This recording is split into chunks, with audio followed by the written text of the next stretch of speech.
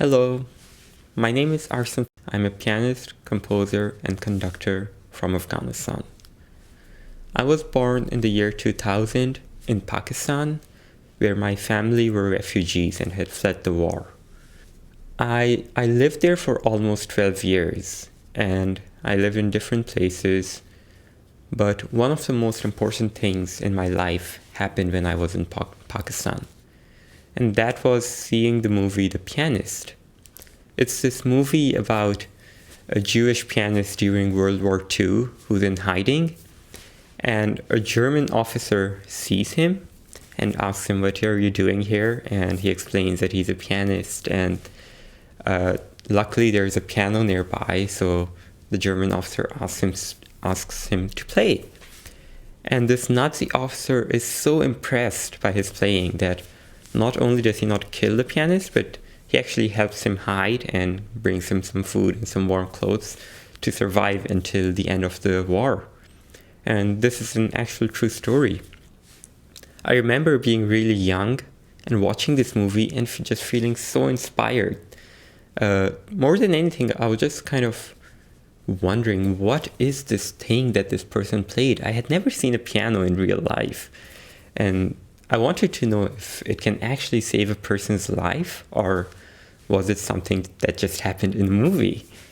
So it kind of became a little dream of mine to see a piano and try it and see what it sounds like and what it feels like, what it looks like.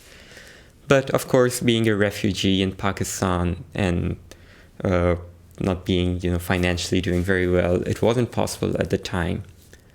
But in 2012, my family moved back to Afghanistan, and there was this organization in Afghanistan, in Kabul specifically, that offered free classes, free piano classes, and also dance and other arts, pretty much everything, and they were all free.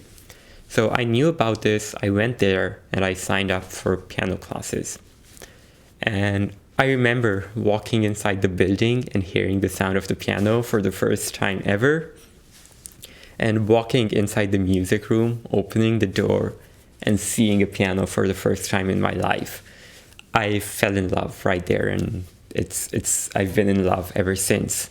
I started taking lessons that day, and it's been almost 10 years now, and if anything, I love it more every day. Eventually, I got into the Afghanistan National Institute of Music, which is the only music school in the country. There, I also started arranging music for the school orchestra, and I created a little band for which I wrote music. So I wrote some solo piano music, so I got into arranging and writing music. This kind of led me to becoming the conductor's assistant. And after being the assistant for a couple of years, I ended up getting the position of conductor for the Afghan National Youth Orchestra and Afghan National Symphony Orchestra. And in 2021, I had received a scholarship to study at the Longy School of Music in Cambridge, Massachusetts. And I moved here to the US to pursue my higher education. And here I am today.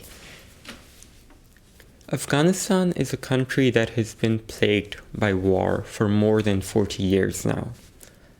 And Afghanistan has a long history and very rich history of arts and culture and music. But when a country is so devastated by war and there's so much suffering, art kind of loses that stage that it has.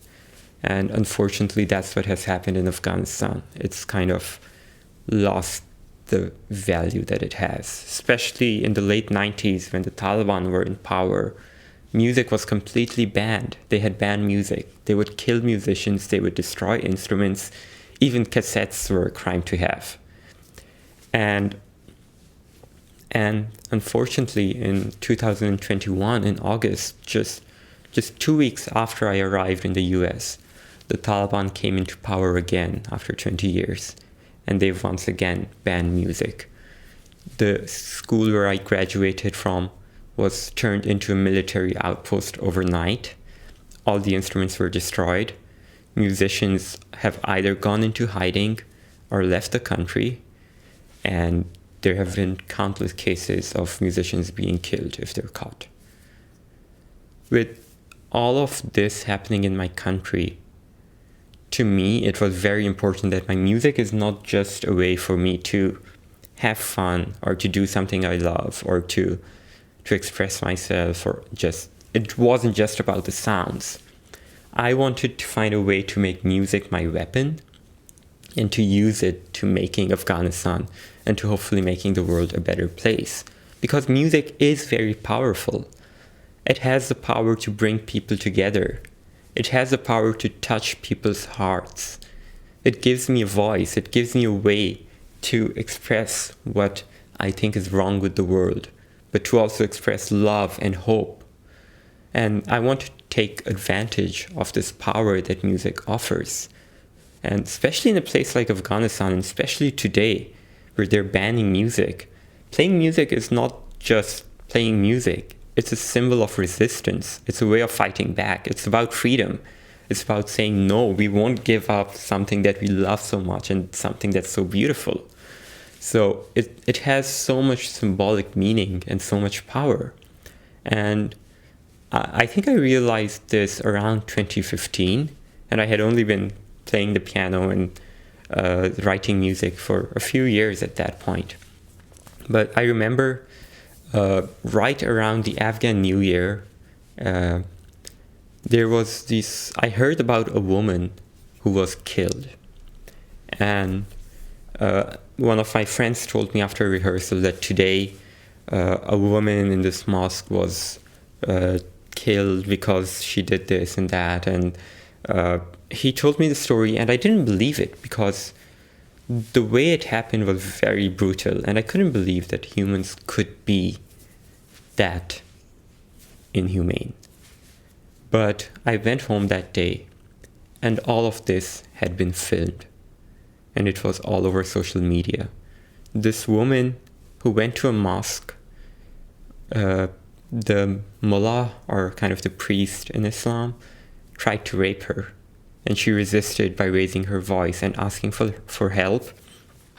And this caused a huge crowd together, and the mullah was scared, so he blamed her of burning the Quran, our holy book.